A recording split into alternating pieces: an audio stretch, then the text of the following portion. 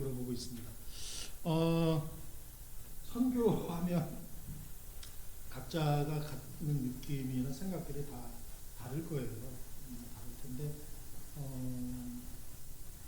어떻게든 선교에 이제 다양한 모습으로 참여하시는 그런 분들도 계시고, 보통 이제 많은 교회들이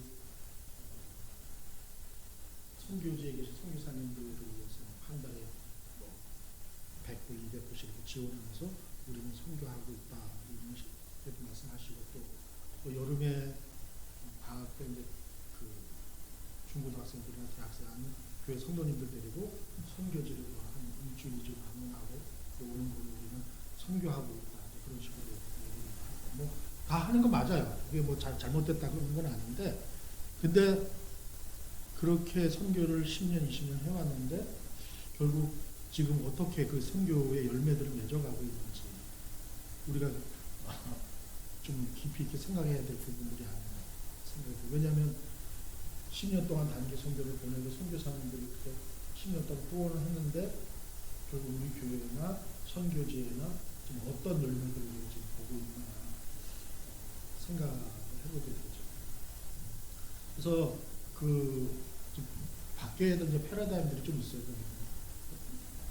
그 선교를 할 때 우리는 그냥 단순히 이제 헌금만 하면 된다 이렇게 이제 생각을 하게 되는데, 선교를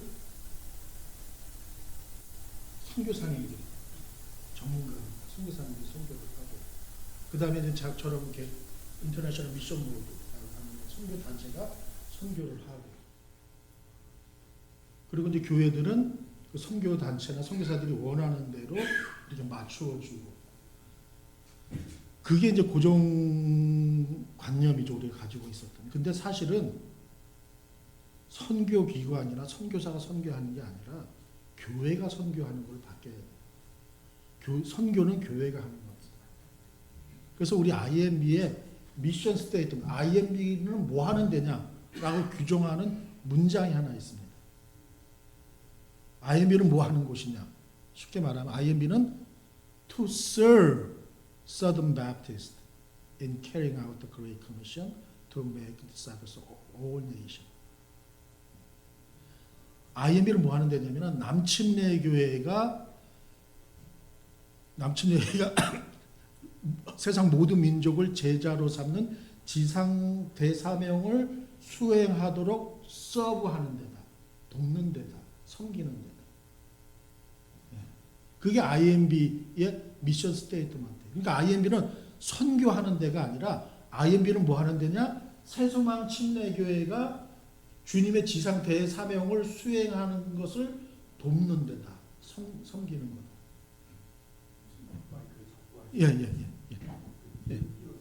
예. 자, 그러면 한번 생각해 보세요. 그럼 선교는 누가 해야 돼요? 예, 그렇죠. 교회가, 새사망 교회가 하는 거예요. 성도님 여러분 한 분 한 분이 선교하는 거예요. 그러면 IMB에서 나 같은 사람이나 우리 마크 형제님 같은 분들은 마크 선교사님 같은 분은 뭐 하는 사람들이냐? 교회가 선교할 수 있도록 돕는 사람들이에요. 그래서 제가 도우려고, 서브하려고 오늘 아침에 여기 찾아온 것입니다. 우리 곽 목사님과 모든 집사님들과 성도님들이 지상대사명을 수행할 수 있도록 선교 사명을 감당해 갈 수 있도록 돕기 위해서 왔다는 거죠. 예. 서론이 좀 길었는데 한번 보죠. 지구는 잘 돌아가고 있습니다. 멈추지 않고. 이 지구상에, 그래서 주님께서 요한계시록 10장 9절 10장, 우리가 아까 아침에 제가 말씀드렸죠. 강나라 족속과 백성과 방언해서 아무도 능히 셀 수 없는 큰 무리가 나와서 흰 옷을 입고 손에 종려가지고 들고 보좌과 어린 양 앞에 서서 큰 소리로 외쳐 이르되 구원하실 보좌에 앉으신 우리 하나님과 어린 양이다. 그래서 모든 사람들이 다 주님 보좌 앞에서 하나님을 예배하고자. 이게 우리가 궁극적으로 바라보고 가는 비전이라고 하는 거죠. 그래서 새소망교회 새소망을 여기다 두면 좋겠다 제가 말씀드렸습니다. 자, 지구는 깨끗해요. 지금 저 지도가 나중에 저 지도가 바뀌게 되는데 이 시간이 좀 어려울 것 같아요. 자, 아까 제가 아침에 선교의 이유와 목적에 대해서 말씀드렸죠. 예, 말씀 전하면서 그 설교 시간에 말씀드렸습니다. 뭐냐면 모든 사람들이 하나님을 예배하고 찬양할 수 있도록. 단순히 잃어버린 영혼들을 구원하는 것이 아니라 잃어버린 영혼들을 구원해서 주님 보호자 앞에 데리고 나와서 함께 하나님을 예배하고 찬양할 수 있도록. 우리 이제 천국 가면 계속 영원히 하나님을 예배하게 될 거예요. 그게 우리가 해야 될 일이야. 자, 근데 저렇게 하려고 하는데 저런 요한계시록 7장 9절 10절의 비전을 이루려고 하는데 문제가 생겼어요. 어떤 문제냐? 뭐 대만에서 지진도 일어났습니다. 작년 터키에서도 지진도 일어나고 내추럴 디자스터 엄청난 그런 자연 재해들이 일어나고 있어요. 스위스 같은 데서는 스키장이 오픈을 못 하고 있어요. 왜? 눈이 안 오니까. 뭐 한국에도 기온 이상으로 뭐 사과값이 뭐 천정부지로 치솟고 있다. 뭐 그런 얘기도 나오고.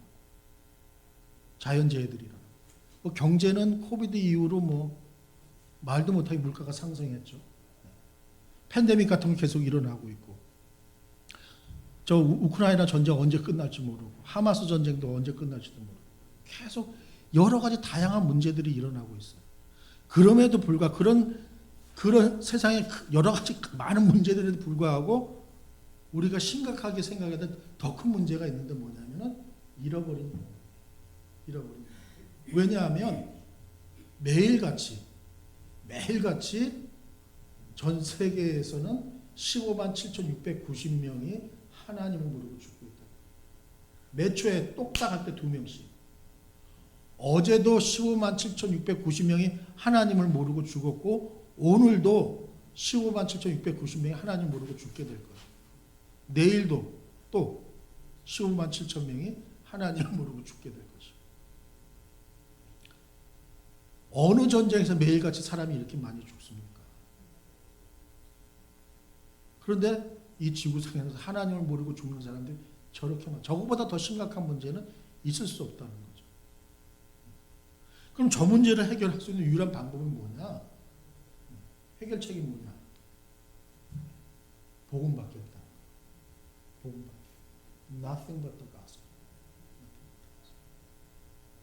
매일같이 하나님을 모르고 가는 15만 7천 명에게 줄 수 있는 유일한 해결책은 예수 그리스도의 복음밖에 없다. 그럼 이 복음을 어떻게 저 사람들에게 제시할 것이냐? 우리는 성경으로 돌아가서 성경에서 답을 얻어보잖아요. 성경적인 방법이 뭐냐?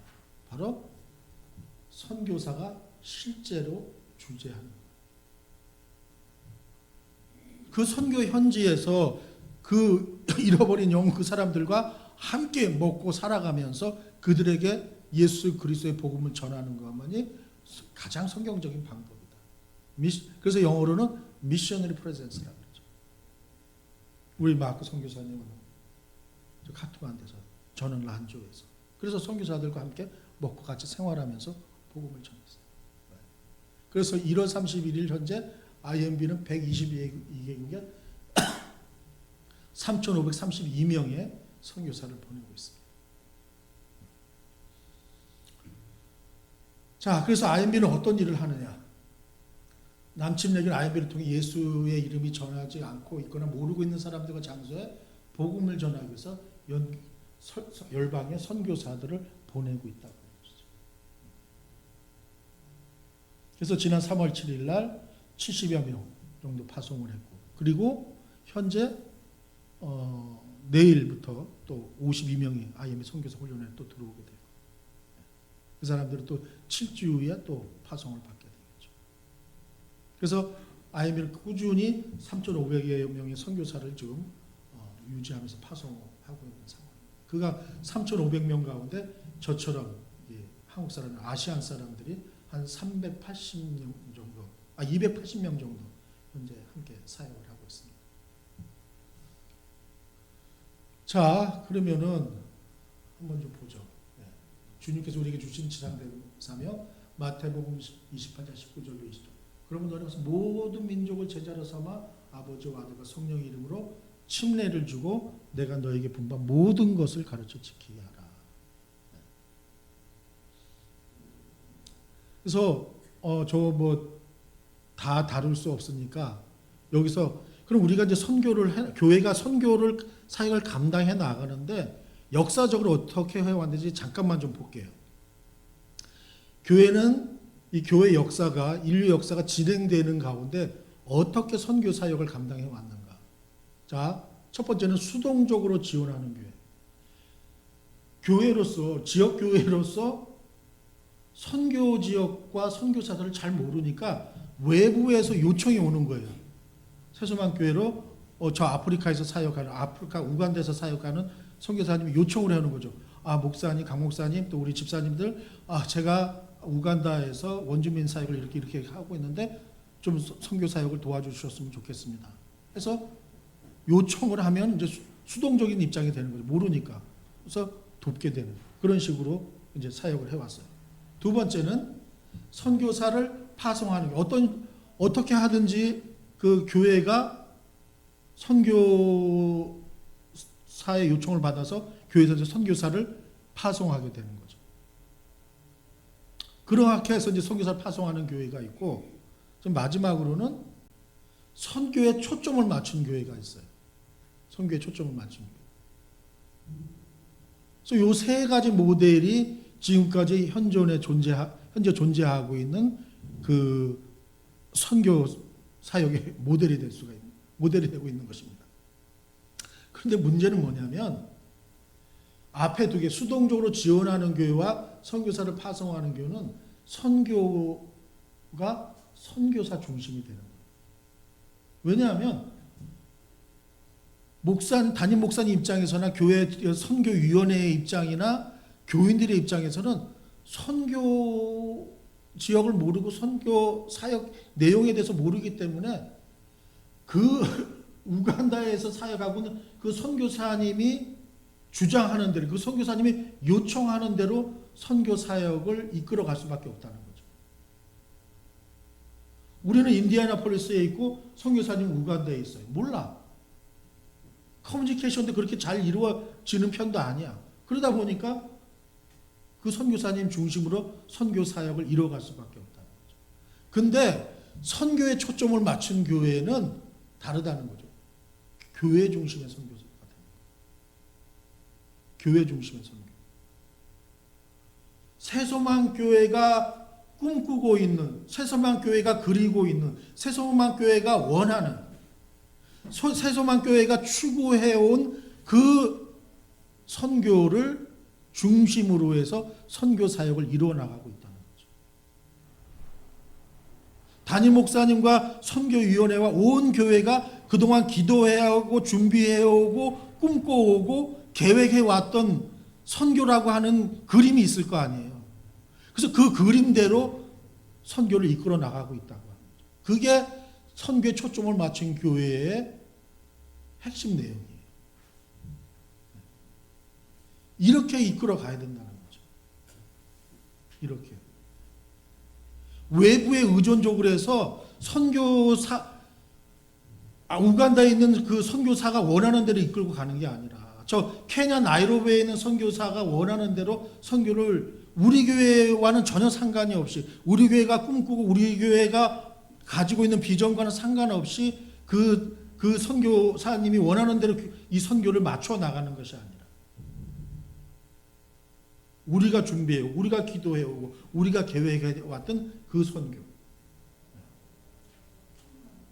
자, 그래서 앞에 두 개는 선교를 위해서 교회가 외부에 의존적이 될 수밖에 없어요.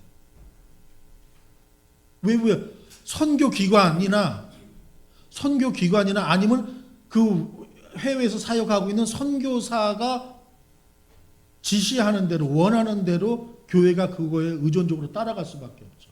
그렇지만 이거는 우리 교회가 주도적으로 이끌어가는 거예요. 선교를. 우리 교회의 문화에 맞게, 우리 교회가 기도하고 준비하고 계획하는 대로 맞게 교회가 주도적으로 이끌어가는 그런 선교를 해나갈 수 있다고 하는 거죠. 그래서 선교에 초점을 맞춘 교회는요, 선교사를 보내게 되죠. 그럼 교회 안에서 각성이 일어나요. 아, 우리 교회가 이제 앞으로 어떻게 선교를 해야 되겠다 해서 어린아이부터 노인에 이르기까지 선교에 관심을 가지고 이게 주님의 우리에게 맡겨주신 지상 사명이구나. 그래서 우리는 요한계시록 7장 9절 10절의 비전을 이루어 나가야 되겠구나. 온 교회에서의 선교에 대한 각성이 일어나게 되죠. 그러면은 이제 준비를 하는 거예요. 유키핑 하는 거예요. 서로 어떻게 선교를 해나갈 것이냐. 장단기적으로 어떻게 할 것이고, 선교 헌금은 어떻게 할 것이고, 궁극적으로 선교지, 우리가 원하는 정말 미전도 종족 어떤 곳을 입양을 해서 우리가 그곳에 교회를 개척하기 위해서 어떤 것들을 해나갈 것이냐, 이제 준비를 해나가게 되는 거죠. 뭐 선교위원회를 구성하고 중보기도팀을 만들고 단기팀을 만들고 또 장기 선교사를 파송하기 위해서 그 선교사 발굴을 어떻게 해나갈 것이고, 그런 다양한 그런 준비들을 해나가게 돼요. 그리고 나서 이제 기도하는 거죠. 우리 목사님이 뒤에 전시해놨죠. 뭐 기도 책자. 그 안에 보면은 전 세계 그 unengaged unreached people, 그러니까 비접촉 미전도 종족 52개가 들어가 있어요. 그래서 한 종족을 위해서 일주일씩 기도하면 52개를 다 1년 동안 해나갈 수가 있죠. 선교를 위해서 기도하고 선교사를 위해서 기도하고, 그리고 그뿐 아니라 이제 헌금하고 이제 단기팀을 파송해서 선교지를 방문하게 되고, 뭐 땅밟기 기도팀을 보내고 리더십 트레이닝 팀을 보내고,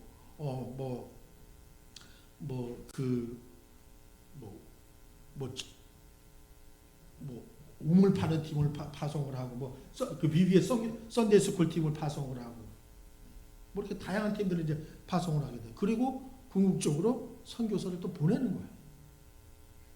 뭐 단기팀을 보내는 것뿐만 아니라 뭐 저니맨도 보내고, 뭐 그 팀 어소시에이트도 보내고, 뭐 다양하게 또 롱텀으로는 이제 처치 플랜터도 보내고, 이런 식으로 이 교회에서 이제 선교사를 파송하게 돼. 이런 준비가 일어나는 거죠. 그래서 교회가 행사로서의 선교가 아니라 본질로서의 선교로 교회가 체질이 바뀌게 되는 거죠. 자, 이 세상에는요, 두 종류의 교회가 있습니다. 두 종류의 교회가 있는데, 첫 번째 종류의 교회는 선교를 많이 하는 교회가 있어요. 선교 많이 하고, 여름에 단기팀도 많이 보내고, 선교사도 보내기도 하고, 그런 선교를 많이 하는 교회가 있고, 그 다음에 선교가 본질인 교회가 있어요. 선교가 본질인, 선교가 그 교회의 DNA야. 선교가 그 교회의 존재 이유고 목적이고, 그 선교가 그 교회의 그 존재 이유야. DNA야. 어떤 차이가 있느냐? 선교를 많이 하는 교회에서의 선교가 그 교회의 액티비티예요. 행사예요. 교회 안에서 이루어지는 많은 행사예요.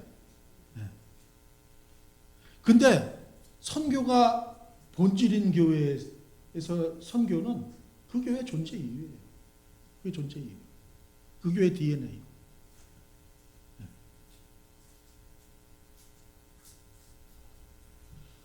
그래서 선교는 교회의 단순한 행사가 아니라 그 교회의 이제 본질이 되는 거죠. 그래서 선교 초점을 맞춘 교회는 교회 아까도 말씀드린 대로 각성이 일어나고 교회 전체가 준비하게 되고 함께 기도하고 그다음에 헌금하게 되고 가고 보내고, 이게 교회 안에서 계속해서 이루어집니다. 그럼 이게 교회 안에서 계속해서 이루어질 때 선교지에서 세소망교회에서 보낸 선교사가 사역하고 있는 선교지에서는 그럼 어떤 일이 벌어지느냐? 교회 안에서 이 각성과 기도와 드리기, 가기, 보내기, 요게 계속 교회 안에서 이루어지는 동안 선교지에서 선교사는 어떤 일을 하고 있느냐? 이제 그게 그 핵심 포인트죠. 그리고 교회와 선교지와 어떻게 연합해서 사역을 이루어가게 됩니다. 자, 선교사들은 그럼 선교지가 뭘 하느냐?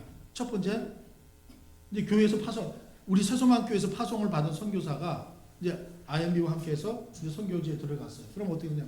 선교제에 딱 들어가게 되죠. 엔트런스. 그럼 단순히 뭐 예를 들어서 뭐 아까 말씀드린 우간다에 들어갔다. 우간다에 가면은 어떤 도시에 들어가면 이 도시가 어떤 데인지, 그리고 이 지역은 어떤 언어를 사용하고 있는지, 여기는 공장 지역인지 학교 지역인지 뭐 비즈니스 지역인지, 그리고 여기에 인구는 얼마나 되는지, 그리고 나는 어떤 언어를 사용해서 이 사람들에게 복음을 전할 것인지, 그리고 어떤 선교 전략이 필요할 것인지, 다양한 리서치들이 필요하겠죠. 그런 리서치들이 필요하면은 이제 어느 정도 거기에 정착을 하게 되죠. 그러고 나서 이제 밖에 나가서 사람들 만나면서 지역 사람들과 관계를 맺기 시작을 하죠. 릴레이션십을 빌드업해요. 그러면 이제 자연적으로 복음을 전하게 되죠. 매일같이 가는 그 시장 채소 가게 아주머니와 계속 접촉을 하면서 복음을 전할 수 있는 기회를 만들고, 또 학교에 언어 배우러 다니면서 학생들과 이제 관계를 맺으면서 이제 그 전도할 수 있는 기회도 만들게 되고, 그래서 이제 전도하게 되면은 그 사람들 어떻게 해요? 제자 훈련을 하죠. 제자 훈련을 해요.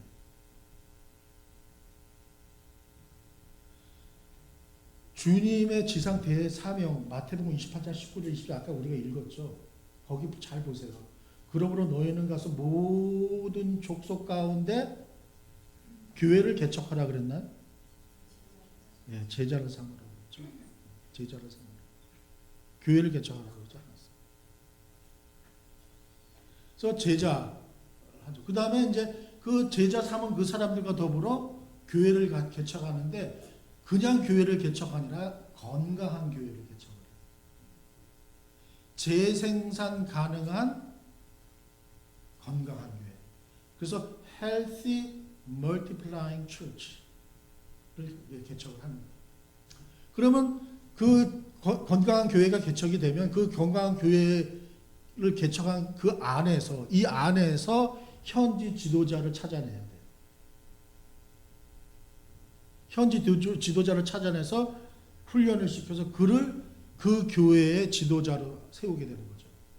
그럼 그 선교사는 그 교회를 현지 지도자에게 이양을 하고, 그 선교사는 그 교회와 파트너십을 맺고 그 교회의 파송을 받아서 또 다른 교회가 없는 지역, 예수 믿는 사람이 없는 지역에 가서 들어가기 위해서부터 다시 시작을 하는 거예요. 근데 문제는 뭐냐면은 많은 선교사님들이 이 파트너십을 맺고 떠나게 엑짓이 안 되는 거예요.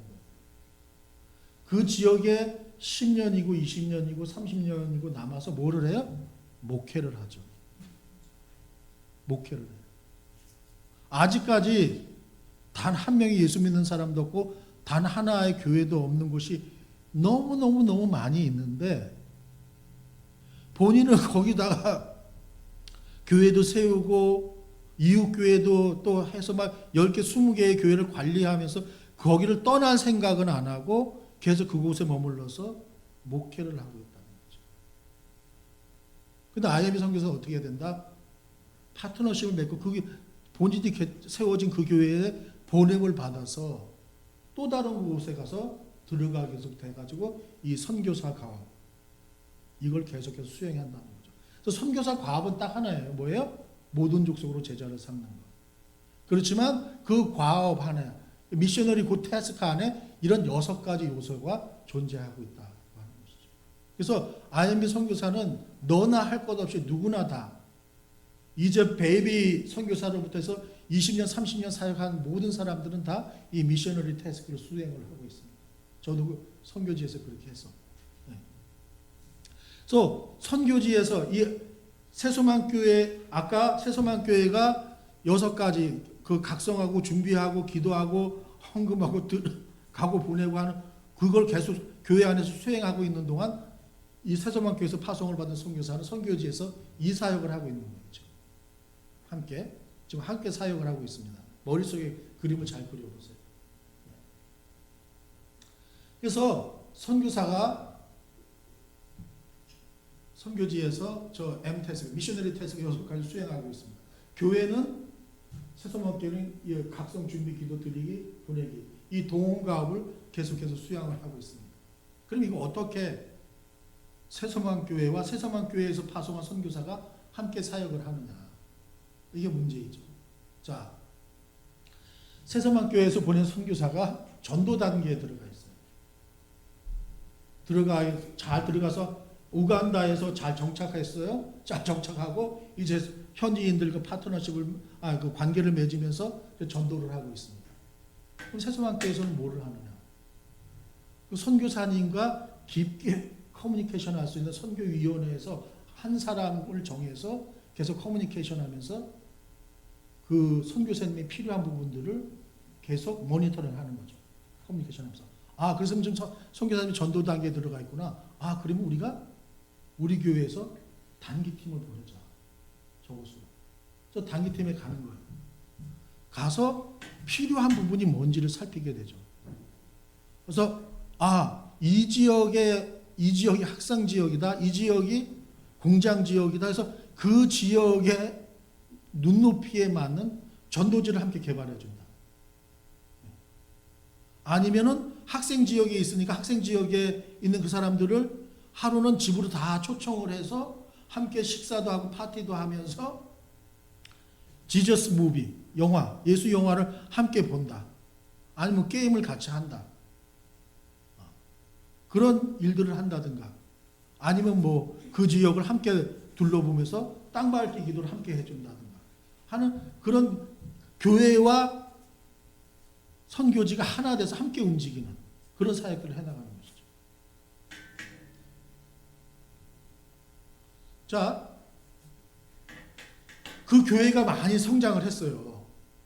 제자 훈련도 했고 교회 개척도 했고 이제 현지 지도자를 찾아서 훈련해야 될 때가 되는 거예요. 그러면 목사님과 우리 교회 안수 집사님들과 리더십 팀에서 팀을 구성을 해서 그 지역을 또 찾아가서 그 지역의 현지 지도자의 그 지도자 훈련을 함께 시켜 나가주는 것이죠. 평신도 리더 가운데서 정말 아주 탁월한 리더십을 가지고 있는 사람들이 또 현지 지도자들을 잘 훈련해 줄 수도 있는 거고. 그러니까 이 교회에서 선교위원회에서 지도자 개발을 위한 한 그 사람을 지정을 해서 선교지와 함께 긴밀하게 커뮤니케이션 하면서 이 사역을 함께 만들어 갈 수 있도록 그렇게 준비를 하죠. 자, 들어가기 단계에 있습니다. 선교사님, 여기 이 교회에서 파송한 선교사가 들어가기 단계에 있어요. 그럼 우리 쇠서만교회 중보기도팀에서 선교사님과 계속 커뮤니케이션을 하면서 지금 선교제 상황이 어떻게 진전되어 나가고 있는지 가장 그 필요한 부분이 뭔지 어떤 부분을 어떻게 기도해 줘야 되는지 그냥 그 제너럴하게 기도하는 게 아니라 구체적인 필요를 위해서 우리 선교사님 건강 지켜주시고 축복해 주시고 평안 복음으로 잘 준비된 사람들을 잘 만나게 하셔서 복음을 잘 전할 수 있게 해주시고 그렇게만 기도하는 게 아니라 이제 그 단계에 들어갔는데 비자를 어떻게 준비를 하게 되고 어떻게 받을 것이고 랭귀지 공부를 어떻게 해나가고 또 지역 사람들을 어떻게 만나고 이웃에 누가 있는지 정말 그 사람들에게 복음을 전할 수 있는 방법이 어떤 것인지 그런 구체적인 필요들을 알아내서 함께 기도를 해주는 것이죠. 그리고 그냥 단순히 중보기도 시간에만 기도하는 게 아니라 예배 시간에 이렇게 주일날 예배 시간에 온라인으로 초청을 해서 줌으로 초청을 해서 실제 얘기를 듣고 또 교회가 그 자리에서 함께 기도해주고 그러니까 이런 다양한 방법들이 있는 것이죠. 교회 개척 단계에 들어섰을 때 교회에서 헌금을 해주는 거예요. 구체적인 필요를 해서 그 교회에 필요한 것이 뭐가 있는지 성경책을 더 구입을 해야 되는지 이런 장비들이 필요한지 아니면은 리더십 트레이닝을 해서 다른 지역으로 그 지도자를 파송할 때 그 경비를 부담한다든지 그런 필요들이 있겠죠. 자, 들어가기 단계에 있어요. 이 선교사님이 낯선 지역에 들어갔잖아요. 그 지역도 잘 알지도 못하고. 그런데 그 지역을 잘 모르는데 이 선교사님이 그 지역과의 관계를 잘 설정할 수 있는 여러 가지 방법들이 있을 거예요. 예를 들어서 새서만교회 안에 우물을 잘 파는 전문가가 있어. 엔지니어가 있어. 그런데 그 아프리카 우간다에 우물이 필요한 거야. 우물이 필요한 거예요. 그러면은 그 선교사님과 커뮤니케이션을 하면서 그 지역 우물이 필요한 지역을 방문을 해서 이 교회에서 파송한 팀과 함께 우물을 파주는 거죠. 그러면 그 선교사님은 그 지역과의 관계 속에서 아주 든든한 관계를 갖게 되는 거예요. 복음을 전할 수 있는 좋은 그 토대를 마련하게 되는 거죠. 파라과이의 우리 한인 선교사님이 그 아손시온에서 한 7시간 떨어진 산골 지역에 있어요. 근데 그 파라과이 그 원주민들은 무슨 나무 뿌리 무슨 뭐 이런 것들을 많이 먹어서 치아가 다 상한 거야. 근데 그 빌리지의 그 지역에는요, 그 추장의 허락이 없으면은 그 마을 안속 깊이 들어가지는 못하는 거야. 그러니까 우리 이 IMB 선교사님인데 한인 선교사님, 이 선교사님이 그 마을 안에 들어가서 깊숙이까지 다니면서 그 마을 사람들과 관계를 맺고 복음을 전하고 싶은데 추장이 허락을 안 해줘. 근데 한인 교회에서 치과팀을 파송을 해서 그 추장의 허락을 받고 그 마을 깊숙하게 들어가서 사람 한 사람은 마을 사람들을 만나서 뭐 여기 미국에서처럼 뭐 루트 커널을 하고 뭐 신경치료 그런 거 못해요. 그냥 소독약으로 이 한번 치료해 주는 것만으로도 그 사람들은 너무 고마운 거야. 그리고 타이레놀을 하나 주고 오고 그것만으로도 너무 이 사람들은 좋은 거죠. 그래서 이 선교사님이 다음부터 가면은 그 마을은 그 추장님의 허락도 없이 그냥 프리패스야. 얼마든지 다닐 수 있는. 그러니까 이런 전략들을 교회 안에서 세울 수가 있는 거죠. 이거 다 단순히 지금 저는 뭐 이렇게 뭐 치과 의사 이런 뭐 우물 파는 그런 사람들뿐만 아니라 뭐 BBS를 해준다든가 영어 스쿨을 해준다든가 아니면 뭐 다양한 방법들이 많이 존재할 수 있는 거죠. 그래서 들어가기에 있을 때 우리 교회에서 파송한 선교사님이니까 그 얘기를 잘 필요를 듣고 어떻게 이 들어가기 단계에서 그 지역 사람들과 관계 맺는 일들을 해나갈 것인가 전략을 세울 수가 있는 거죠. 제자훈련도 마찬가지예요. 그래서 제자훈련팀을 교회 안에서 제자훈련팀을 파송을 해서 그 지역에 맞는 눈높이에 맞는 제가 중국에 있을 때 교인들은 대졸이나 대학원 출신들이 많아. 근데 그 가정교회 그 목사님은 중학교도 제대로 못 나왔어요. 그래서 교인들이 불만이 많아. 그러니까 리더십의 위기를 딱 맞이하게 되는 거죠. 그럴 때 이제 그 선교사님과 그 좋은 관계가 있다고 한다면 그 리더십을 어떻게 그 개발시키면서 그 리더십 위기를 극복해 줄 수 있는가, 어드바이스도 줄 수 있고 그런 거죠. 그래서 눈높이에 맞는 그런 교육들이 이제 필요한 거죠. 그래서 그런 전략도 계속해서 이제 세워나갈 수가 있죠. 그래서 많은 경우 교회들이 선교사님과 관계를 맺을 때 그 선교사님에 대해서 잘 몰라요. 선교사님에 대해서 잘 몰라요.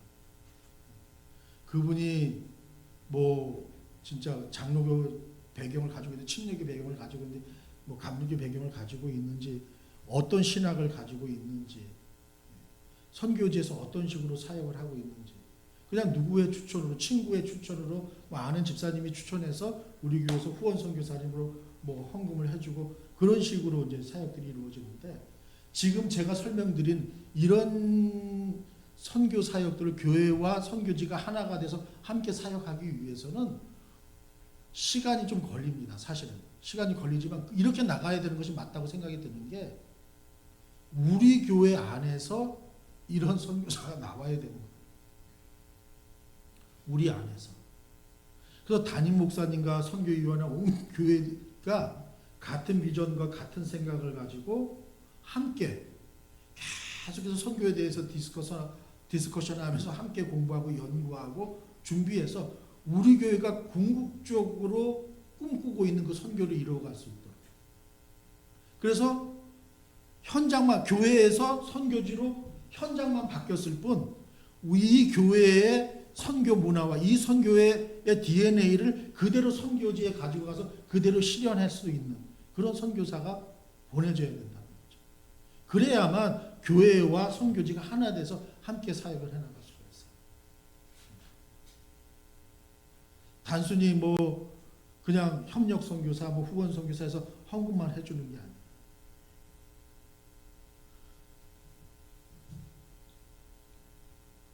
예, 준비할 때도 마찬가지고, 그래서 전도할 때도 마찬가지고. 예. 그래서 저 같은 사람이 와서 이제 이렇게 각성 교회 안에서 선교 각성이 이루어질 수 있도록. 목사님도 이제 지방이나 주총의 여러 가지 네트워크 등의 관계를 통해서 이제 교회 안에 선교의 부흥을 이제 가지고 있는 거죠. 그래서 우리 목사님이 선교로 막 가슴이 뜨거워요. 예, 강 목사님 봅니다. 어떻게든지 교회 안에 선교의 부흥을 일으키려고 굉장히 많이 노력하고 애쓰고 있고. 그래서 이제 준비가 이루어지죠. 이렇게 해서 우리 강 목사님하고 교회 리더들하고 우리 마크 선교사님하고 이제 내년에 IMB에 있는 미션 칼리지에 올 거예요.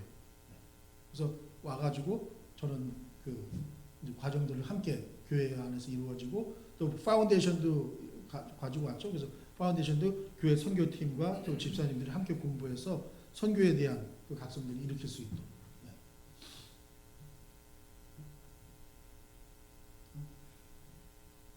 왜 안 넘어가죠? 네, 그리고 기도가 이런 거죠. 그래서 미전도 종족 기도 달려 있고 다달이 기도할 수 있는 그 기도 그 달력도 가지고 왔어요. 네. 그리고 여러분 IMB의 그 IMB 프레이어 앱을 다운받으면 아침마다 선교지에서 올라오는 기도 제목들이 계속 업데이트가 됩니다. 그거 가지고 여러분들이 새벽 기도에 기도하시고 여러분 큐티 시간에 기도하시고 목장 예배는 구역 예배 시간에 기도하시고. 네. 그래서 실질적으로 선교에 대해서 우리가 그 계속해서 관심을 갖고 기도할 수 있도록. 또 다른 주요 여러 가지 기도 제목들이 있고. 그리고 이제 협동 선교 헌금도 드리고, 라티문 선교 헌금도 드리고. 그러니까 뭐 예를 들어서 대만에 지진이 일어났다. 하와이에 산불이 일어났다. 뭐 그럴 때 목사님 우리 교회는 저기 하와이 뭐 산불이라는 헌금 안 해요. 뭐 대만의 지진에는 헌금 안 해요. 이미 여러분들이 다 했습니다. 했어요. 어떻게? 여러분들이 그 세서만 교회에서 매달 인디애나 스테이트 베프티스트 컨벤션에 보내는 그 헌금 가운데 그런 것들이 다 들어있어요. 그 헌금. 신학생을 후원한 헌금도 들어있고 새로운 교회를 개척하기 위한 헌금도 들어있고 또 해외 선교사들 후원하는 헌금도 들어있고 재난이 일어났을 때 재난 구호를 위한 헌금도 들어있고 다 들어있어요. 여러분 교회들이 이미 참여하고 있어요. 적극적으로. 그리고 이제 라티문 성탄 선교 헌금도 해마다 여러분들이 참여하고. 그래서 제 개인적인 소망으로는 여러분들이 작년에 라티문 헌금을 100불 하셨다면 올해는 105불, 110불. 여러분들이 협동 성경금 CP를 다달이 100불씩 보냈다면 올해는 조금 늘려서 105불, 110불. 왜냐하면 물가 상승도 있잖아요. 물가도 많이 오르는데 작년도 100불이 했으니까 올해도 100불. 뭐 작년에 라티문 헌금 100불 했으니까 올해도 뭐 100불. 그러면 안 돼. 물가가 기름값도 막 올라가는데 선교사님은 그럼 작년이나 올해도 똑같이 받으면은 안 되잖아.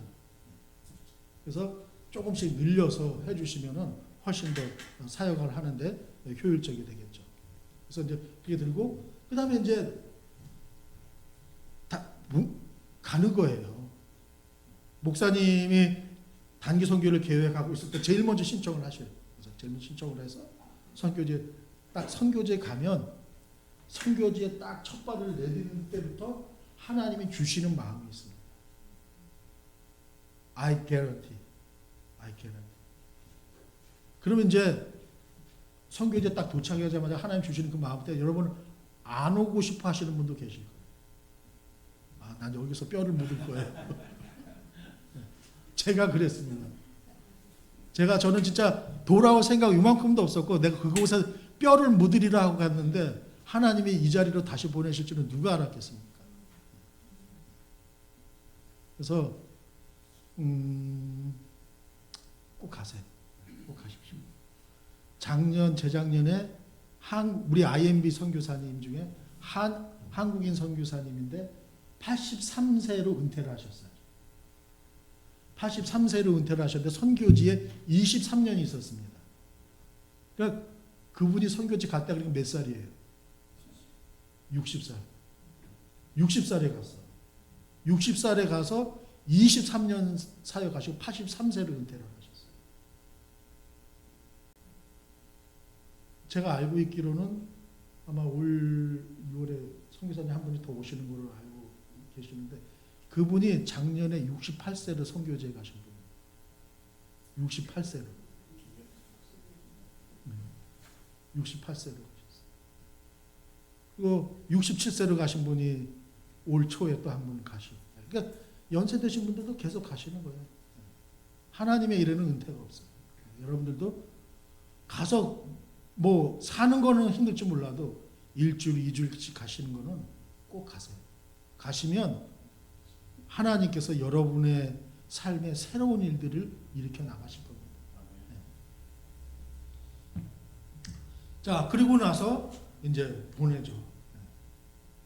하나님께서 선교 일꾼들을 이 교회에 보내주시기도 하고 또 우리 교회에서 사도만 교회에서 보낼 사람이 없으면 또 이 인디애나폴리스의 여러 우리 한인 침례교회를 통해서 연합을 해서 같이 보낸다든가 아니면 또 IMB에서 보낸 선교사들 중에서 또 좋은 그 후보자들이 있으면은 그들과 함께 이제 파트너십을 맺어서 우리 새소만 교회가 샌딩 처치가 되는 거죠.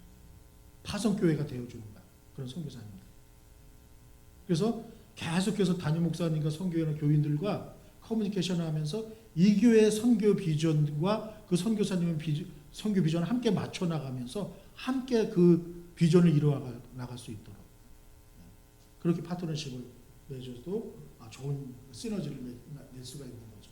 자, 그래서 아까 선교사가 파송을 받으면 들어가서 복음 전해서 제자 훈련해서 교회 개척해서 지도자 개발해서 그곳에서 머물면서 영원히 목회하는 게 아니라 떠나서 새로운 지역에 가서 새롭게 사역을 시작을 한다.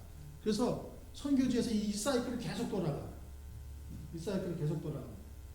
그러면 새서만 교회는 뭘 하느냐? 새서만 교회에서는 선교의 각성을 일으키고 또 온 교회 성도님들을 선교를 위해서 준비하고 함께 기도하고 헌금하고 가고 보내고. 그래서 새서만 교회 안에서는 이 사이클이 계속 돌아가.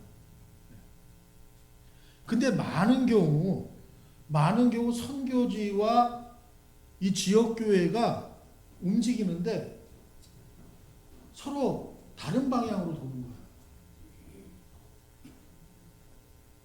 그래서 선교사님을 10년 동안 계속 후원해 왔고 해마다 여름마다 단기 선교를 5년, 10년씩 다녔는데 열매가 없어. 열매가. 왜? 이렇게 서로 따로 돌아가니까. 교회는 교회대로 선교에 대한 생각을 가지고 따로 움직이고 있었고 선교지의 선교사님은 자기가 가지고 있는 사고방식과 자기가 가지고 있는 선교 비전을 위해서 따로 움직이고 있었어요. 이렇게. 근데 이게 새서만교회와 새서만교회에서 파송한 선교사가 하나가 돼서 이 교회의 선교 문화와 이 교회의 선교 비전과 이 교회가 원하는 선교의 그림을 알고 있기 때문에 교회가 서로 연합해 돼서 함께 움직이는 거죠. 함께. 우리가 바라보고 있는 게 바로 이거라는 거예요. 이거. 그럴 날이 와야 돼요. 그럴 날.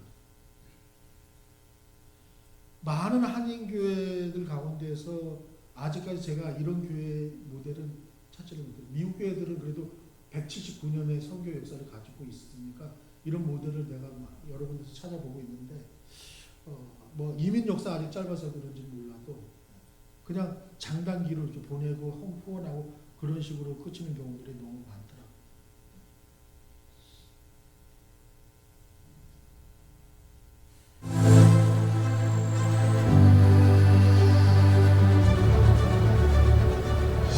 Let us introduce ourselves. We're rice farmers, businessmen, street food chefs, and fishermen at sea. We're individuals, families, congregating in villages, city dwellers. We work hard. We're rich. We're poor. And somewhere in between. We enjoy sharing a smile.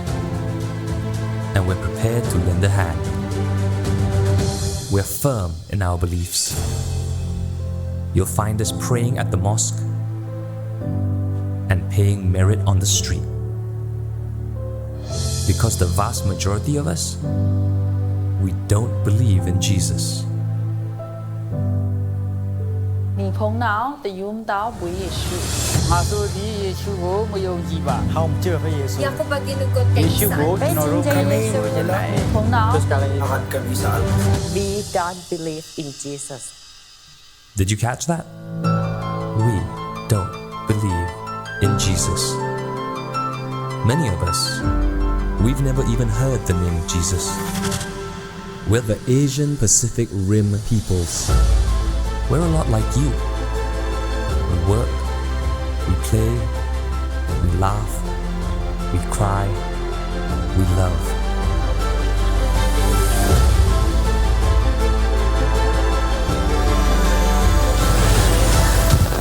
If you make your way to our side of the world, we'll have a seat prepared for you. We hope you like your food spicy and your coffee bold. Come on over. We'd love to hear your story. We have some time. Do you? 와달라고 요청을 하고 있죠. 선교지에서. 네. 와달라고 요청을 하고 있습니다. 자, 질문.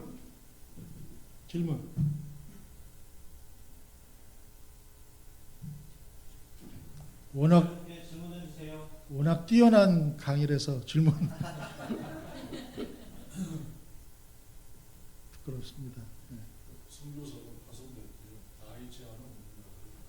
예, IMB의 선교사 파송은 나이 제한이 없습니다. 아까 예, 건강하면. 예, 건강하면. 그래서 가기 전에 그 파송받는 절대 조건 중에 하나가 메디컬 클리어런스예요. 그래서 IMB의 그 메디컬 exam은 좀 피키합니다. 왜냐하면 선교지 가서 여기서 살다가 선교지 환경이 완전히 다르니까 예, 없던 병도 생기고 막 그러거든요.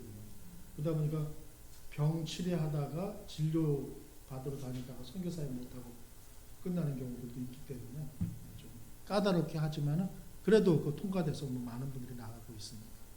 그리고 전 세계에서 가장 좋은 메디컬 인슈런스가 IMB 메디컬 인슈런스입니다. 어릴 때 그 막 공짜.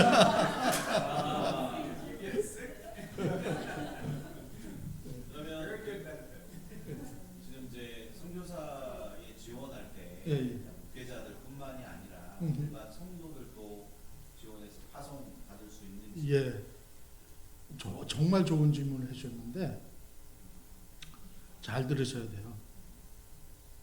한국인 IMB 선교사님들의 대부분이 목사 선교사, 그러니까 목사인 분들이 선교사로 지원해서 IMB 선교사가 돼서 선교로 나가는 경우들이 많은데 우리 백인 선교사님들 같은 경우는 목사 안수받은 목사들이 거의 없어요. 대부분이 다 평신도입니다. 신학교 문턱에도 못 가본 분들이 많아요. 그래서 IMB 선교사가 돼서 선교지에서 사역을 하면서 이제 필요가 느껴지니까 선교지에서 사역하면서 한 과목, 두 과목, 세 과목 해가지고 10년 걸려서 이제 마스터 오브 디비니티 하나 끝내고 또 계속 또 선교지에 있으면서 안식년 들어와서 또 한 과목, 두 과목 해가지고 결국에는 뭐 20년 IMB 선교사로 사역하면서 박사학위 받고 나오시는 분들도 많고 그래요. 예. 그래서 막 선교사님하고 저하고 의견이 조금 다를 수 있는데 제가 이제 한국 사람이니까 한국 사람 입장에서 저도 선교사로 지원할 때 그랬는데 한국 사람들은 선교사로 지원할 때 헌신의 척도 아까 제가 설교 시간에 헌신 얘기했는데 헌신의 척도가 100%예요. 선교사로 어플라이 할 때. 그래서 나는 죽으면 죽으리라. 선교지에 내 뼈를 묻고 안 돌아오겠노라. 그런 각오가 아니어서 아예 시작을 안 해요. 예.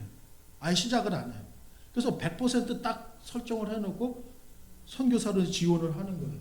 그래가지고 선교지에 가서 10년, 20년 짧고 굵게 딱 사역하고 이제 딱 나오는 거죠. 근데 우리 백인 선교사들, IMB 우리 백인 선교사님들은 처음 출발을 할 때 18살, 19살, 20살 요때 이제 시작을 해요. 한 출발점의 헌신의 그 척도가 10%밖에 안 돼. 그래서 처음에 시작할 때 에이, 선교 한번 가볼까? 에이, 가서 뭐 할까 말까 하다가 한 6개월 해보는 거예요. 그 제가 아까 동영상 보면 젊은 사람들 많이 데리고 있었잖아요.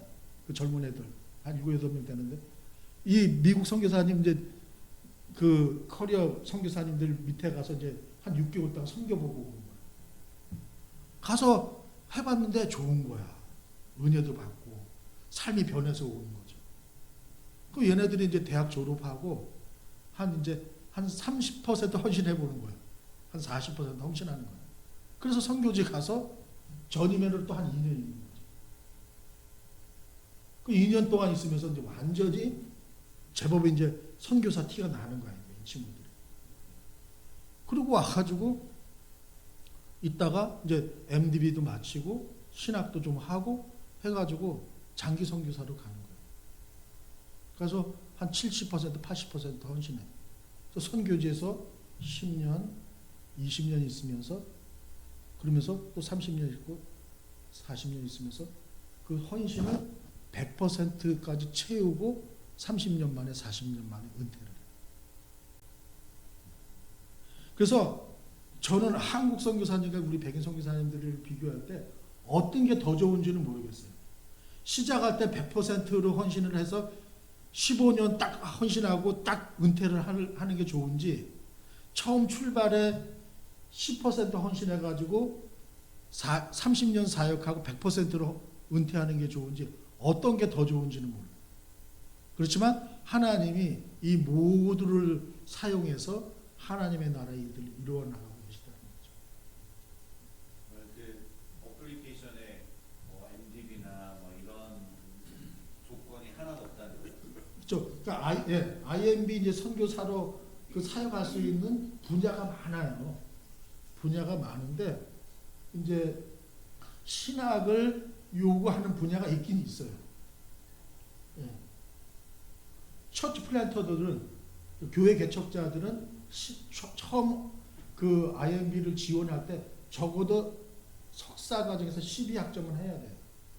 그래야만 처치 플랜터 교회 개척자로서 지원할 수 있는데 나머지들은 전혀 뭐 학위나 뭐 신학 이런 거 전혀 요구하지 않습니다.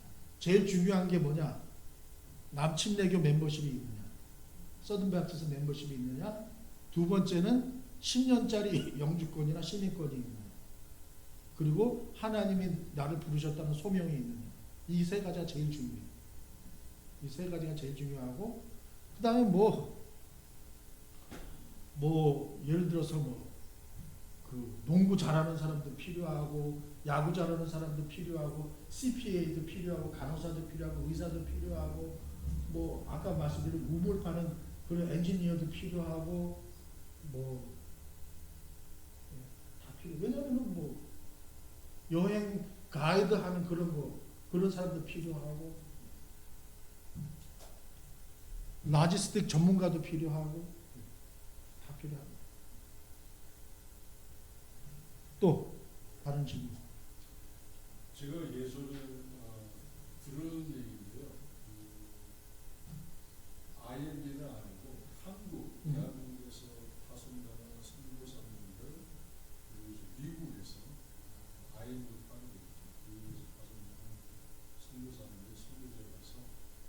지역 사람들한테 이제 배우받는 억세트되는 예. 그 기준이 한국 선교사님들을 선호하는 게 한국에서 파송되어가는 선교사님들은 지역 주민들하고 어울리려고 하는 지역 주민들의 생활 수준에 맞춰가지고 한국에 그렇게 선교하는 분들이 많은데 미국에서 파송되어가는 미국 선교사님들은 지역 사람들하고 약간 다른 삶을 살려고 하고 아무래도 부유한 나라에서 가서 그런 점이 있다고 생각하는데 선교사님 어떻게 생각하세요? 그 사실인가 아니면 지금 한국도 너무 잘 사는 걸 알고 있습니다.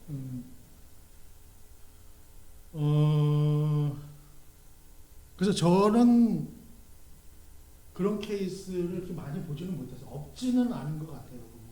없지는 않은 것 같은데 그런 케이스를 많이 못 봐서 잘 모르겠는데 결국에는 그거는 어떤 그 선교사를 파송하는 오가나이제이션의 문제가 아니라 개인 퍼스널리티의 문제인 것 같아요. 얼만큼 진짜 서번트 리더십을 가지고 섬기려고 하느냐 하는 그런 문제들, 또 어떻게 그 문화 속에서 어떻게 그 컨텍스츄얼라이제이션을 하느냐의 차이이지 그거를 일반화시킬 수는 없을 것 같아요. 일반화할 수 있는 부분은 아니고 개인적인 성향들 또 어떤 그 지역적인 특성들, 예를 들어서 선교사의 시큐리티가 굉장히 문제가, 한 사람의 선교사를 만들어내는데 얼마나 많은 리소스가 들어가요. 전문 선교사를 만들어내는데. 그리고 한 선교사가 무너지게 되면 그에 따른 그 많은 지역 교회나 지역 지도자들에게 영향이 가게 되거든요. 그런데 이런 선교사가 그 아파트 값이 싸고 현지인들과 같은 수준의 삶을 산다고 갱들이 많이 우글거리고 마약이 통용이 되고 막 매일같이 권총 사고가 일어나는 그 지역에다가 아파트를 얻어서 살게 할 수는 없잖아요. 그럼 좀 보안이 갖추어진 데서 살아가는 것이 맞지 않을까 하는 생각이 들어요. 그래서 그런 어떤 컨텍스츄얼라이제이션 할 수 있는 그런 부분들, 또 그런 개인의 성향 문제, 그 지역의 문화 문제, 그 정치적인 상황 문제, 그런 것들이 다 결부돼서 그런 상황들이 나타나는 것 같아요. 그거 간단하게 그렇게 봤습니다. 여성 선교사들의 예. 기준에서 어떻게 되는지 주로 저희가 제3주를 맡게 예. 되는 예. 그런 나라에서 음흠. 여성 차별주의도 있을 거고 예. 그런 예. 그런 범죄도 있을 것이고 여성들에 대한 예. 보호나 이런 거는 어떻게 되는지. 예, 좋은 질문을 잘 해주셨어요. 그 IMB는 부부를 함께 보내게 되어 있습니다. 그래서 남편은 선교에 대한 마음을 불 끓는데 사모는 안 가겠다고 막 그럴 때 그럼 남편 혼자만 가시오 해서 이렇게 보내질 않습니다. 제가 그 첫 번째 선교사 콜링은 고등학교 1학년 때 받고 두 번째 콜링 목사가 돼서 목회하다가 선교지 방문했을 때 받았어요. 그래서 두 번째 콜링을 받고 제가 그때 담임 목회하고 있을 때인데 집에 와서 우리 집사람 보고 내가 선교지 갔을 때 이런 일이 있어서 나 선교사로 가야 될 것 같아. 그랬더니 그 다음날 새벽 기도하려고 제가 새벽 기도 강단에 딱 올라섰더니 우리 집사람이 십자가를 등지고 기도를 하더라고요. 삐졌다는 거죠, 하나님한테. 하나님한테 삐졌다고 시위하느라고 십자가를 등지고 기도를 하더라고요. 그래서 한 달 만에 응답을 받고 이제 함께 프로세싱해서 선교지를 갔는데 그렇게 혼자 보내지를 않고 부부가 항상 같이 가게 돼 있고, 그 다음에 자녀들인 경우에는 사춘기에 들어서면은 되도록이면 데리고 나가지 않도록 권해요. 티네이저들이 그 선교지에 가서 적응을 잘 하지 못해서 문제가 되는 경우들이 많이 있거든요. 그렇다고 그 티네이저가 있다고 해서 무조건 안 보내지는 않습니다. 개별적으로 그 IMB 그 컨설턴트들이 그 자녀들까지 다 인터뷰를 해서 데리고 나갈 수 있는지 없는지를 판단해서 이제 데리고 나갈 것인지 말 것인지를 이렇게 판단해서 이렇게 결정을 해서 데리고 나가고 있고, 그다음에 싱글인 경우에는 선교지를 보내서 반드시 팀을 이루게 만듭니다. 예, 그래서 결국 혼자 지내지 않도록 해요.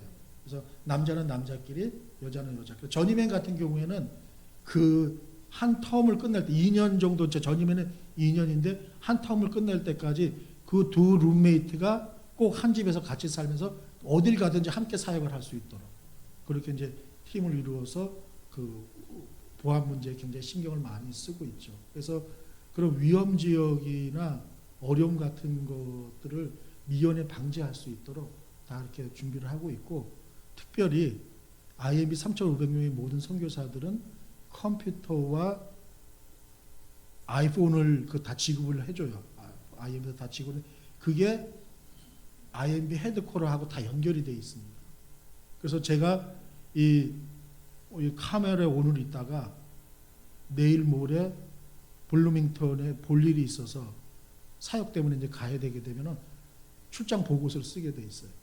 출장 보고서를 써서 IMB에 제출을 하게 되면 그거 가지고 이제 제가 행선을 이제 알고 있죠. 근데 블루밍턴에 가서 제가 24시간 동안 제 핸드폰과 노트북이 IMB와 연결이 안 돼 있으면은 IMB에서 긴급 조사가 들어가게 돼요. 선교사 문제가 생겼다. 그래서 그 보안 문제는 철저하게 신경 쓰고 관리를 철저하게 해주고 있습니다. 한 가지 질문 예, 예. 저희가 그 신학교나 이런 우리가 사는 이 교회나 이런 사회에서 우리가 겪지 못했거나 경험하지 못한 놀랍다랄까 성령의 역사, 선교지에서는 혹시 경험하거나 이런 역사를 하나님께서 이루어주신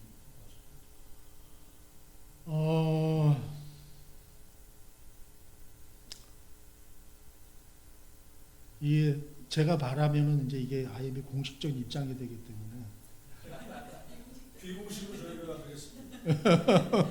그래도 이제 내가 IMB 성도님들 입장에서는 이제 제가 곧 IMB가 이제 되는 거죠. 그래서 이제 그 가려야 될 그런 부분들이 있어서 이제 조심스러운 부분들이 있는데, 다른 얘기들은 다 차치하고 무슬림권에서는 놀라운 일들이 많이 벌어지고 있어요. 이란 같은 데서. 우리는 그냥 이란이 무슬림 국가고 거기에 IMB 선교사들이 없고, 지금 IMB 선교사가 없는 데가 꽤 많이 있어요.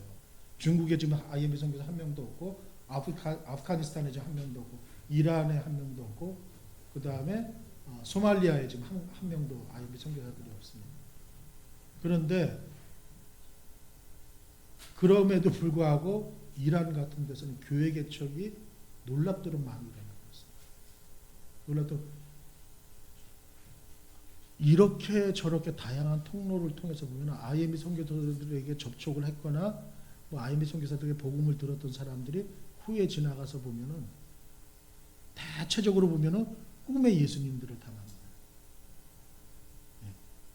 자기가 의도하지 않았음에도 불구하고 꿈속에서 예수님을 만나서 놀랍게 예수님을 만나서 복음을 자연스럽게 받아들여서 주님께 돌아오는 사람들이 굉장히 많습니다. 그 사람들을 통해서 교회 개척들이 놀랍게 일어나는 거죠.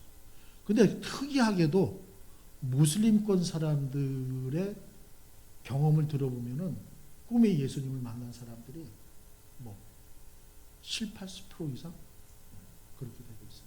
그래서 그거는 뭐 누가 이야기해도 부인할 수 없는 성령님의 역사라고, 그보다 더 놀라운 성령님의 역사는 없을 것이라 생각이 돼요. 딱 안전한 범위 내에서 제가 답을 드렸습니다. 왜 중국 같은 데는 왜 IMB 그 선교사들이 못 들어가는 거예요?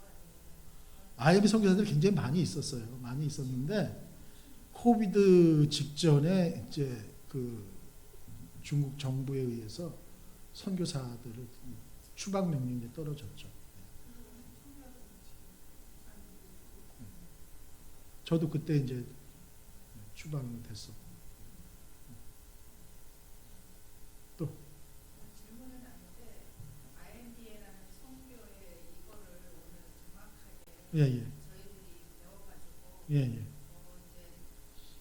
많이 듣고 이제 선교지가 어떤 거라는 게 음. 건강한 선교지라는 거를 네. 저희들이 지금 배웠잖아요. 예, 예. 제 주위에서 어떤 아는 어떤 집사님이 개인적으로 막 성교를 가시고 그런 교복이라고 그러나요? 예, 예, 예.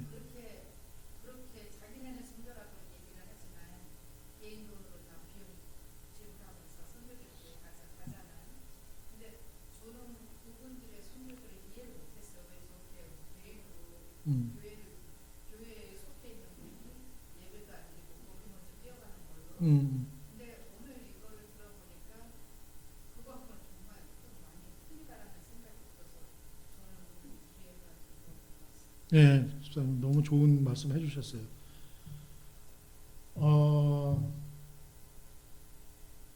선교의 뿌리는 지역교회예요. 네, 지역교회입니다. 지역교회가 건강하지 못하면은 절대로 건강한 선교가 이루어질 수가 없어요. 네.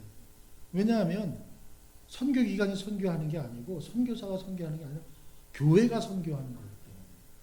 그래서 교회가 건강해야 돼요.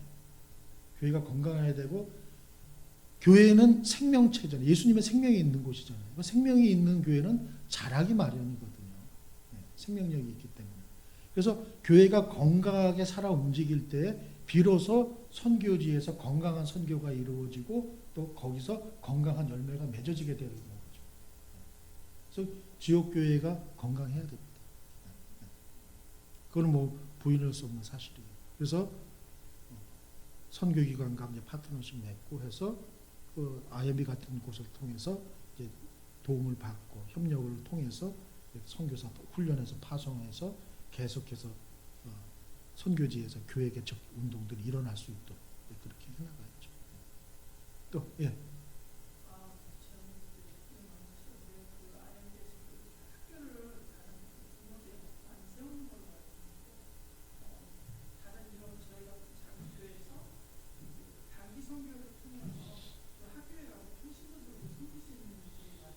예, 예. 뭐 제가 정확한 숫자는 알 수가 없는데 이제 그 3,500명의 선교사들이 다 단독으로 움직이는 게 아니에요. 단독으로 움직이는 게 아니라 IMB는 반드시 이제 팀을 이루게 되어 있습니다.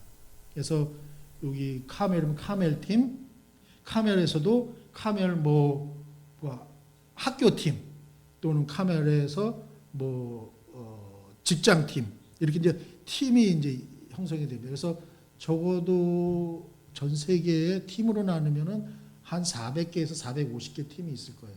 전 세계에. 그래서 그 팀의 전략에 따라서 이제 하는 사역들이 좀 다양합니다. 그래서 대학가에는 캠퍼스 사역을 중심으로 한다든가 또는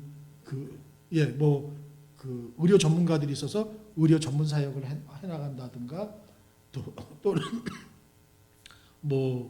그 공장 지역에 있는 지역에서 그래서 노동자들을 그 중심으로 해서 하는 그런 사역들이 있다든가 이제 이런 팀들이 있기 때문에 그 팀들에 의해서 뭐 학교 사역을 한다든가 학교를 세워서 학생들을 가르치고 교사들을 수급하고 해서 이제 그런 사역을 해나간다든가 이제 그런 사역들이 다 다르기 때문에 제가 뭐 그런 400개가 넘는 팀의 모든 사역들을 다 알 수는 없으니까 그거는 이제 필요하시다면은 그 사역들 담당하는 사람들과 연결해서 이제 필요한 정보들을 제가 제공해 드릴 수는 있습니다. 네.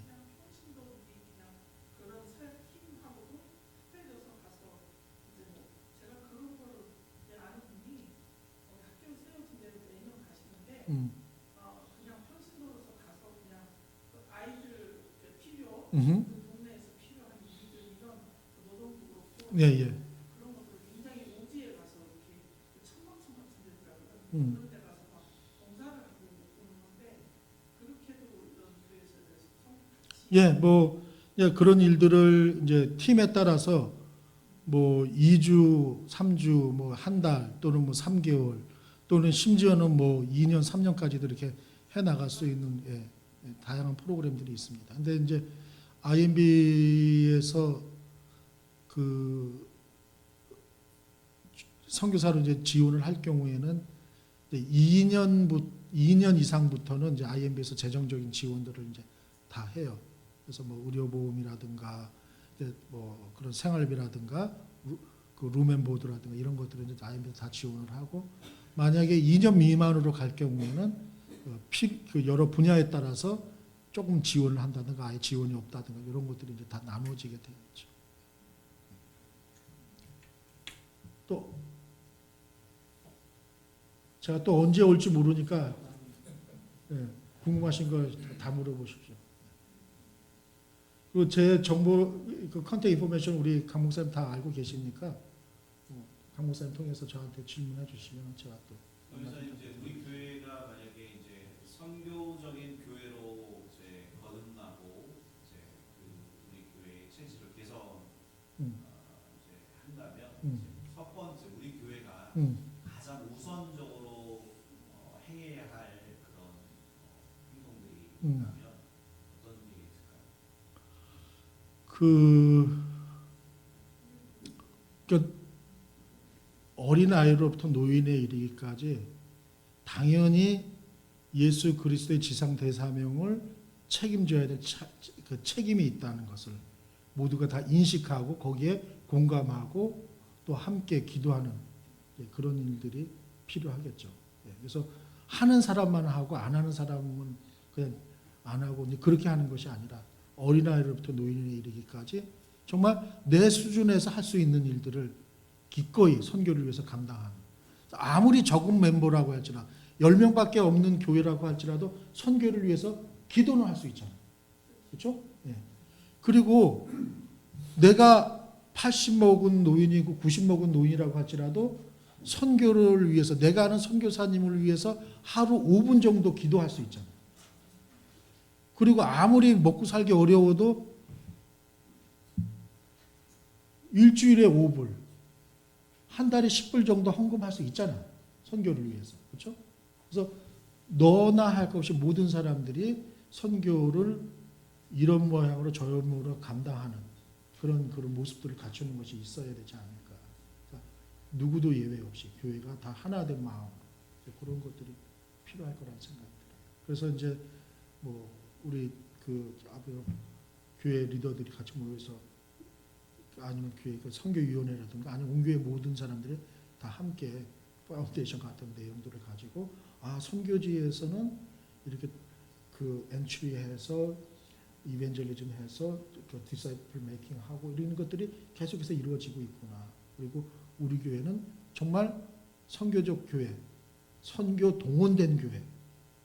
그래서 교회 중심의 선교를 하기 위해서 이런 일들을 우리가 이렇게 함께 해 나가야 되겠다 하는 그런 것들이 좀 있으면 뭔가 좀 변화가 일어나지 않을까 그런 생각이 들어요. 네.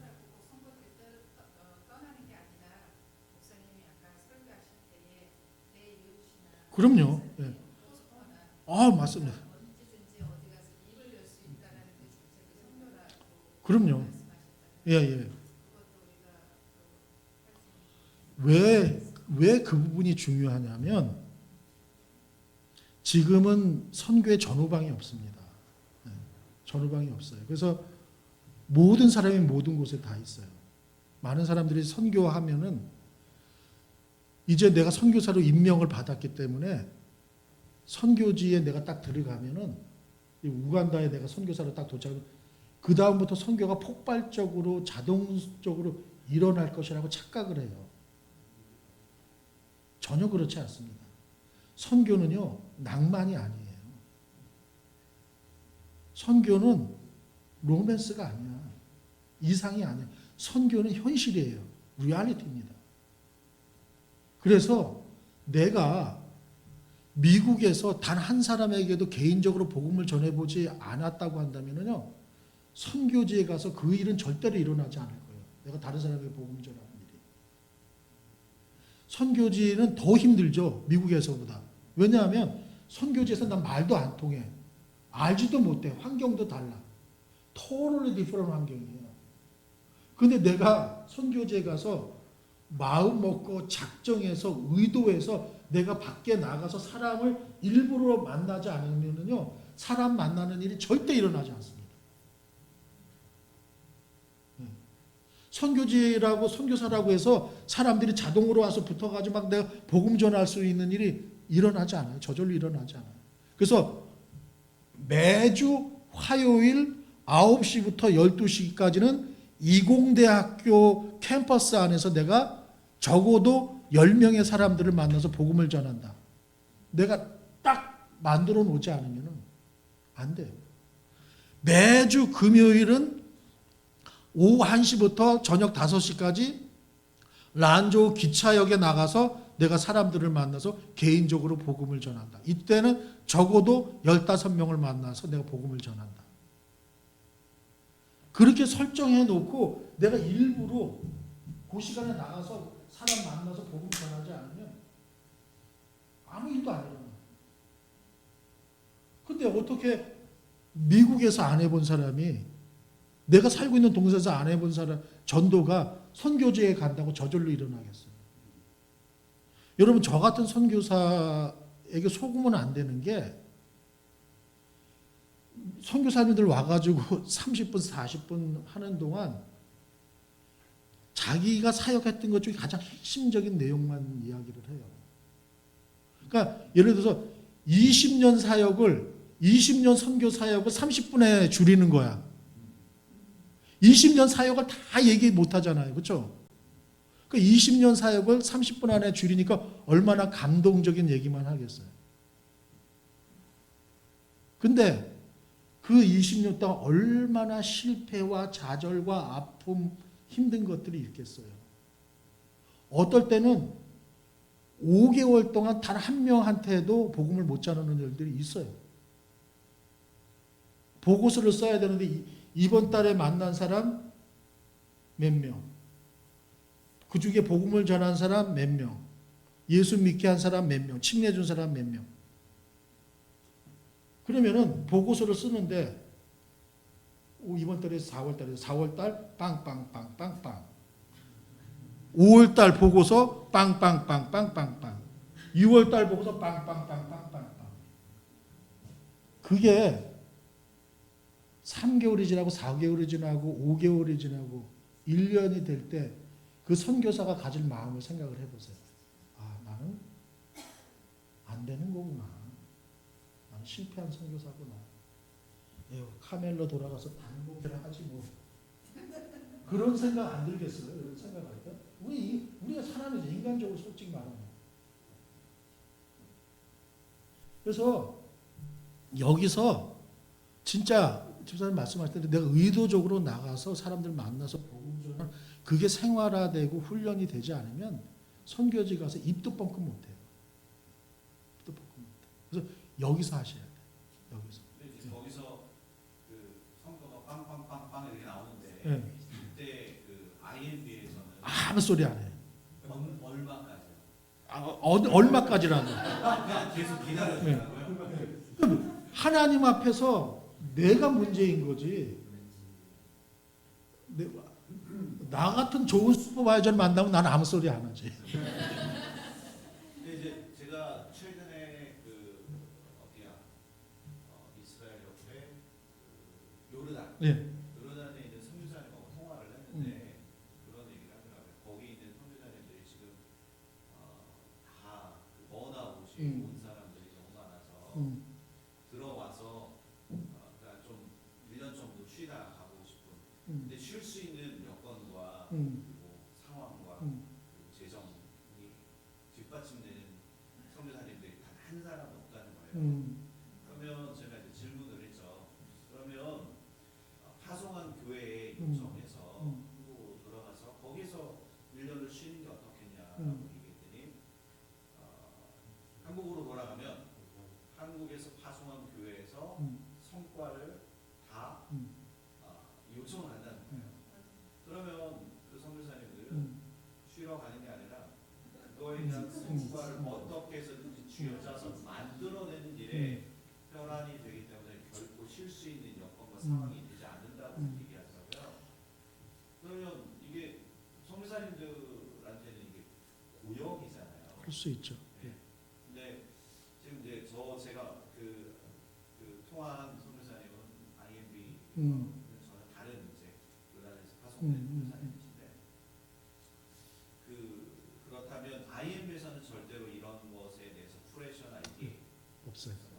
없습니다. 내가 아는 한 장담하건대 없습니다. 아무도 푸시하지 않아요. 그 부분에 대해서.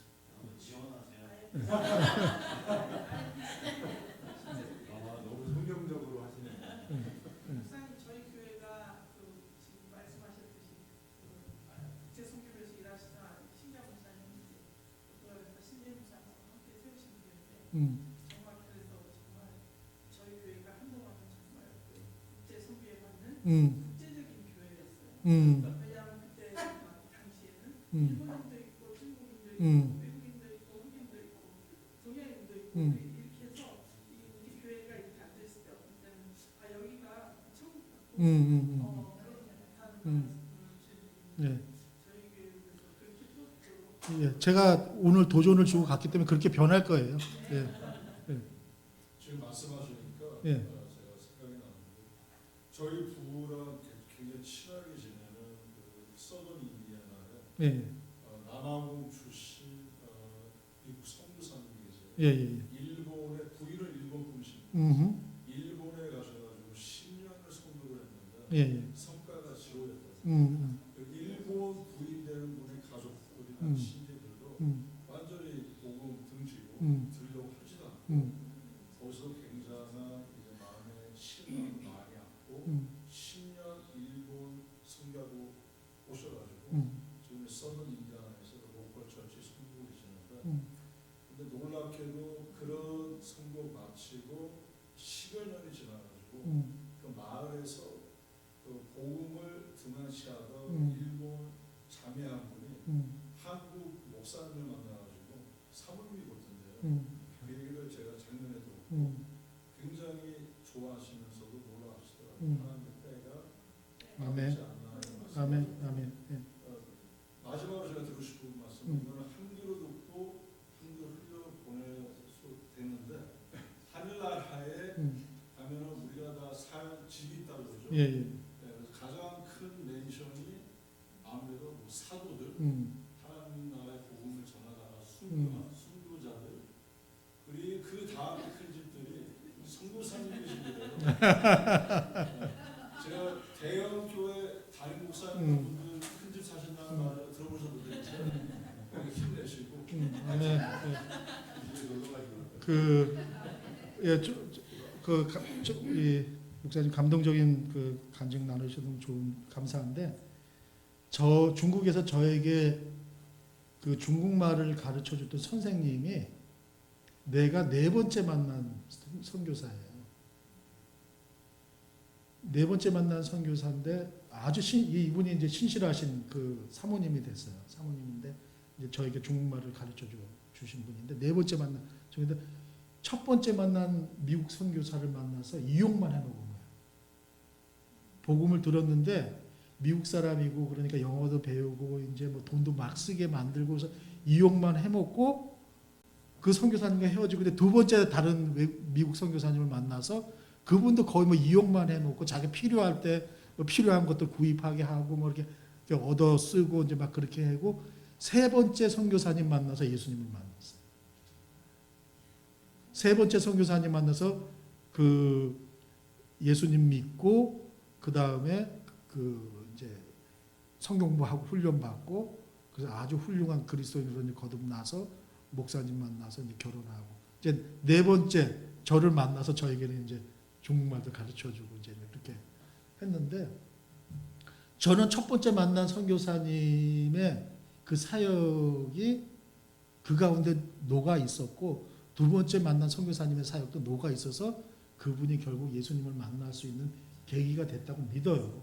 네, 믿습니다. 네. 그래서 그 일본 선교했던 그 선교사님들의 그 사역이 무의미한 것이 아니었어요. 네. 아까 우리 윌리엄 보든 중국에 다시 돌아가 보지도 못했잖아요. 그 란조에 다시 돌아가지도 못했는데 윌리엄 보든 이후에 얼마나 많은 선교사들이 그곳에 왔는지 그 땅을 찾아왔는지 제가 생각할 때는 윌리엄 보든의 기도와 헌신의 열매라고 생각해요. 루비레츠 캔드릭 선교사님 한국에서 선교 사역도 못했는데 그 루빌 해철 캔드릭 선교사님 파송했던 그 교회에서 그 이후로 29명의 선교사가 나왔대요. 하나님이 하시는 놀라운 일인 거죠. 예, 여기까지 하고요. 예, 목사님 기도해 주시고 마치도록 하겠습니다. 선교사님 너무 감사합니다. 우리 교회가 앞으로 이렇게 성교하는 교회로 잘 도전했으면 하는 그런 기대와 소망이 있고요. 그리고 저희 교회 특별히 이제 시간 내주셔서 오신 거 너무 감사드리고요. 여러분들 에스라 선교사님의 그 성경을 읽으실 때 이름이 떠오르면 선교사님 기억하시고 함께 기도해 주셨으면 좋겠습니다. 그리고 우리 교회도 아까 이제 말씀하셨던 것처럼 마지막에 말씀하셨던 것처럼 어떤 선교사님들의 어떤 성과를 우리가 기대하고 바라고 거기서 뭔가를 끄집어내려고 하는 게 아니라 끝까지 하나님의 나라의 복음을 심는 그런 역할, 그래서 기다리는 교회가 되어졌으면 하는 그런 바람이었습니다. 여러분들 지금 이 북미 지역뿐만이 아니라 전 세계에 흩어져 있는 3,500명의 선교사님들을 위해서 여러분들 계속적으로 기도해 주시고요. 이렇게 기도로 마무리하도록 하겠습니다. 참 좋으신 하나님 감사합니다. 우리가 무엇이간데 이토록 사랑하셔서 하나님의 자녀 삼아 주셨습니까? 우리가 복음의 빚진 자 되어서 하나님의 교회 몸된 교회의 일꾼 되게 하여 주시고, 아버지 하나님 이 교회를 통해서 아직도 죽어가는 그 영혼들에게 복음을 증거할 수 있는 그 열정을 우리에게 허락하여 주셔서 감사합니다. 하나님 이 마음 변치 않게 하여 주시고, 주님이 우리를 부르신 그 날까지 선교자적인 그 사명 잘 감당하여서 하나님 교회가 그 일에 앞장서고 교회가 그 일에 헌신하여 하나님 복음을 증거하는 아름다운 교회 될 수 있도록 역사하여 주옵소서. 2000년 전에 하나님께서 이 땅에 예수 그리스도를 보내어 주시고 그를 통해서 우리의 모든 죄를 대신 지게 하시니 감사합니다. 하나님 부활의 소망을 품고 우리가 더욱더 살아가게 하여 주시고, 이 땅에 세워진 모든 그런 선교사님들을 위하여서 기도할 수 있는 저희를 되게 하여 주옵소서. 우리 교회가 이제 그런 교회로 거듭나기를 소원합니다. 선교하는 교회가 되어지기를 소원합니다. 끊임없이 기대하고 소망하며 그 선교사님들의 그 발자취를 따라서 우리도 함께 기도하고 눈물의 씨앗들을 심어서 더 많은 잃어버린 영혼들이 주께 돌아올 수 있도록 우리가 그렇게 후원하고 서포트하며 우리가 간절히 하나님 앞에 기도하는 저희들 되게 하여 주옵소서. 하나님 늦은 시간까지 함께 이 시간을 보낼 수 있도록 은혜 베풀어 주셔서 감사합니다. 세미나 인도해 주신 우리 성교사님, 에스라 성교사님, 그의 가는 모든 사역 가운데 하나님의 기름 부으심과 놀라운 은총이 성교사님 사역과 가정 가운데 함께하여 주시기를 간절히 소원합니다.